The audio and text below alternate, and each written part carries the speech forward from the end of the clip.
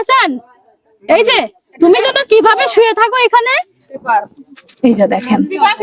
তারপরে ওর মা কি করে দেখেন দর্শক, এটাই হচ্ছে ওর প্রতিদিনের কাজ। এই যে দেখেন, বৃষ্টির মধ্যে ওর মা এইভাবে এই জায়গায় শুয়ে রেখে পলিথিন দিয়ে ঢেকে চলে যায়। তারপর বৃষ্টি থেমে গেলে সন্ধ্যা হলে হয়তোবা তাকে নিয়ে যাওয়ার জন্য ওর মা আবার আসে। তবে একা আসতে পারেন না, না আন্টি? একলা আসতে পারিনি। একা আসলে কি মারধর করবে? হ্যাঁ মারে। হাসান, তোমার কষ্ট হচ্ছে না? ভালো মতো কষ্ট হচ্ছে।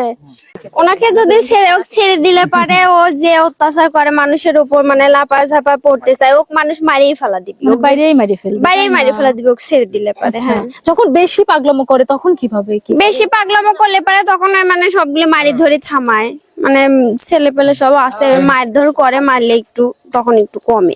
মানে ও যখন বেশি পাগলামো করে ছেলে পেলে দিয়ে ওকে মারানো মারানো হয়, হয়। তারপরে ও কিছুটা কমে। হ্যাঁ। ভাবেন তাইলে কতটা মর্মান্তিক।